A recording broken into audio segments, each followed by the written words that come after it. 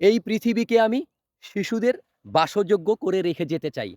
আমাদের প্রাণের কবি সুকান্ত ভট্টাচার্য এই পৃথিবীকে শিশুদের বাসযোগ্য করে রেখে যেতে চেয়েছিলেন। তিনি চেয়েছিলেন আজকের শিশুরা যেন এই পৃথিবীতে আনন্দের সহকারে খেলাধুলা করতে পারেন, একে অন্যের সঙ্গে ভাগাভাগি করে খেতে পারেন, একে অন্যের সঙ্গে বন্ধুত্ব করে হাসি উল্লাস করে জীবন কাটাতে পারেন।